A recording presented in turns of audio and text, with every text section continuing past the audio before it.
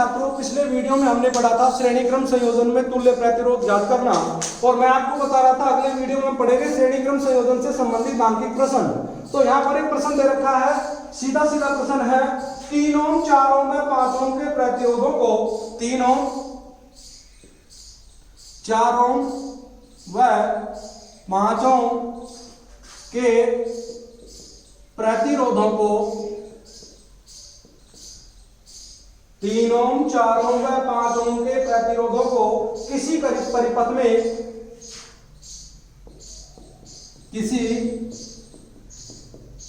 में श्रेणी क्रम में संयोजित किया गया है। श्रेणी क्रम में संयोजित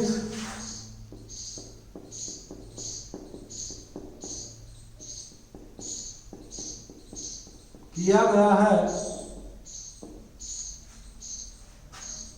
यदि इस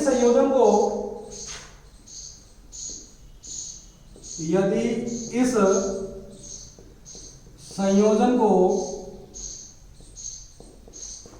6 वोल्ट की बैटरी से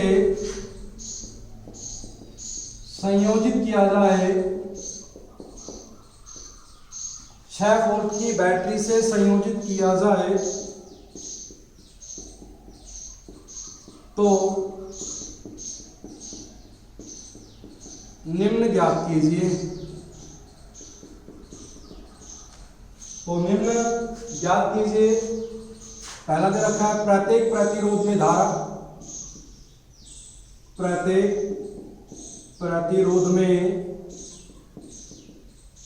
धारा, और दूसरा दे रखा है, प्रत्येक प्रतिरोध के सिरों पर उत्पन्न विभवांतर, प्रत्येक प्रतिरोध के सिरों पर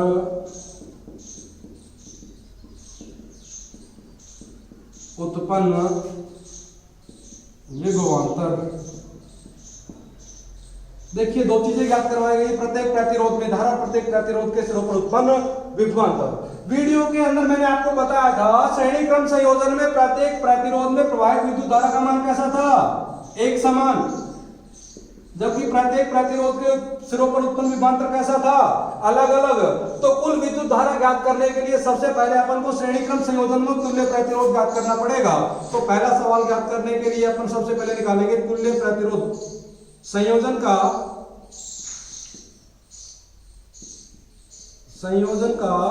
तुल्य प्रतिरोध,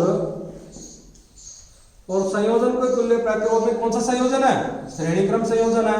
3 तार दिए गए हैं, R1 बराबर कितने ओम का है, 4 ओम, 3 ओम, सॉरी, R1 कितने ओम का है, 3 ओम, R2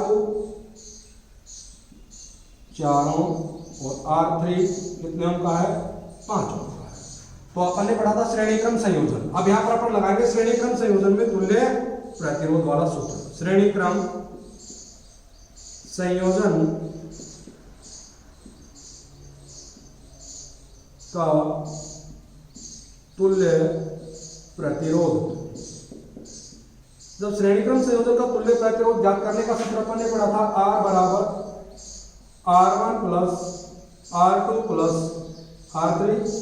तो यहां पर श्रेणी क्रम संयोजन का तुल्य प्रतिरोध आ जाएगा बेटा, R बराबर R1 का मान देखिए कितना है, 3 ओम, प्लस R2 का मान कितना है, 4, प्लस R3 का मान कितना है, 5 ओम। तो इसका कुल प्रतिरोध हो गया R बराबर 3 और 4 7 और 5 12 ओम। अतः श्रेणी क्रम संयोजन का तुल्य प्रतिरोध कितना गया, 12। अब अपन पहला टॉपिक इसका ज्ञात करेंगे, प्रत्येक प्रतिरोध में धारा। और मैंने आपको बताया था, श्रेणी क्रम संयोजन में प्रत्येक प्रतिरोध में धारा का मान कैसा होता है, एक समान। विद्युत धारा ज्ञात करनी, कहने का मतलब I। यहां पर आप पहला टॉपिक ज्ञात करेंगे, प्रत्येक तार में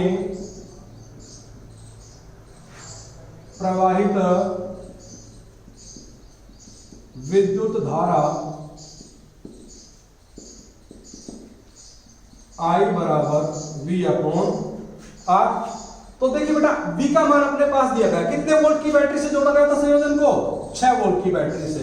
R का मतलब तुल्य प्रतिरोध अपन ने अभी प्राप्त किया, कितना प्राप्त हुआ 12 ओम। तो अपन इसमें मान रख देंगे फॉर्मूले में, I बराबर विभवांतर कितना है 6 वोल्ट, कितने विभवांतर की बैटरी से जोड़ा गया है 6 वोल्ट की बैटरी से, और तुल्य प्रतिरोध कितना है 12।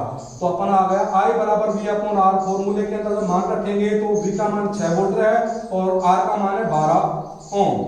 तो अब अपन उसको काट देंगे, 6 एकम 6, 6 दूनी 12, एक में 2 का भाग देंगे नहीं जाएगा, पॉइंट लगाएंगे 0 चढ़ाएंगे, 2 एकम 2, 2 पंजे 10, तो यह आ जाएगा 0.5 एम्पियर, क्या आ जाएगा बेटा 0.5 एम्पियर। अपन यहां लिख देंगे अतः श्रेणी क्रम संयोजन में, अतः इस संयोजन में, इस संयोजन में प्रत्येक तार में प्रवाहित विद्युत धारा 0.5 एम्पियर होगी। पहला जो टॉपिक याद करवाया था वो हो गया अपना, प्रत्येक तार में प्रवाहित विद्युत धारा का मान होगा 0.5 एम्पियर। अब दूसरा कह रहा है प्रत्येक प्रतिरोध के सिरों पर उत्पन्न विभवांतर, तो ये अपन को कैसे ज्ञात करना है, प्रत्येक प्रतिरोध पर ज्ञात करना है तो उसके अंदर विभवांतर का है, ये ज्ञात करेंगे। सेकंड, प्रत्येक तार के सिरों पर उत्पन्न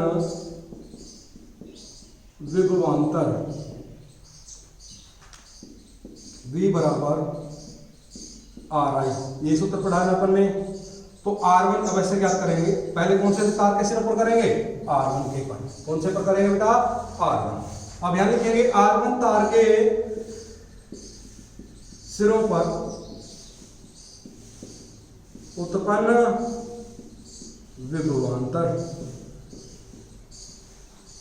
क्या आ जाएगा V1, V1 बराबर क्या बता अपन R1 I, यहां देखिए V1 बराबर R1 का मान ये रहा 3 गुणा I का मान ये रहा 0.5, तो 3 गुणा 0.5, 3 पंजे 15, 1.5 वोल्ट।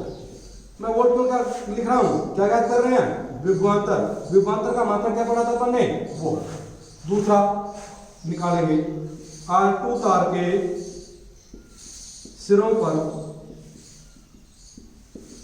उत्पन्न विभवांतर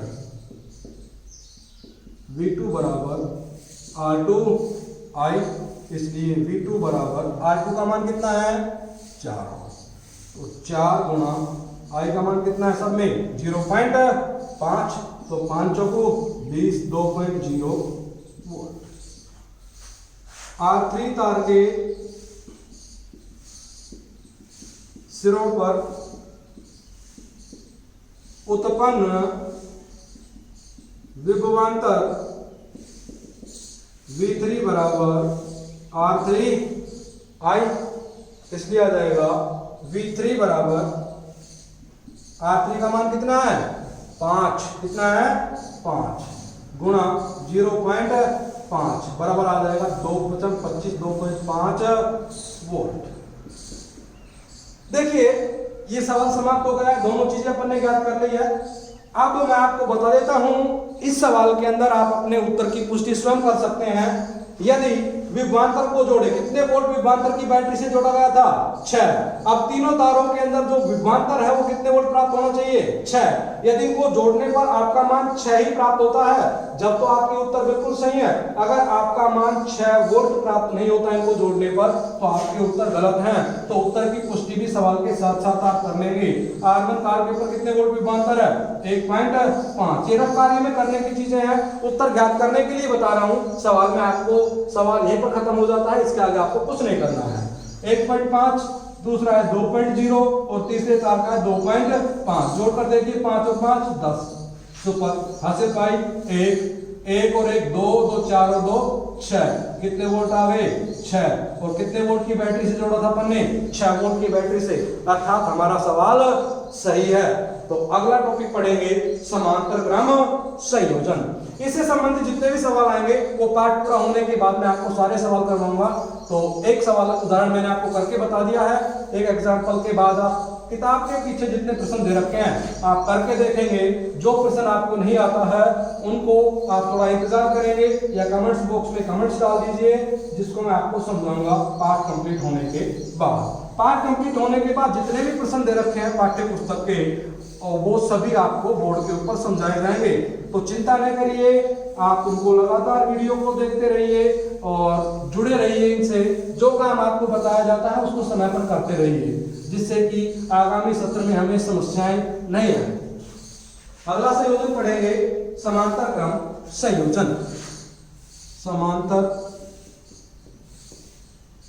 क्रम संयोजन या पार्श्व क्रम संयोजन, इसको अपन अगले वीडियो में पढ़ेंगे। समांतर क्रम संयोजन, समांतर क्रम संयोजन का दूसरा नाम होता है पार्श्व क्रम संयोजन। समांतर क्रम संयोजन का दूसरा नाम क्या होता है? पार्श्व क्रम संयोजन। तो इसकी बात अपन अगले वीडियो में करेंगे।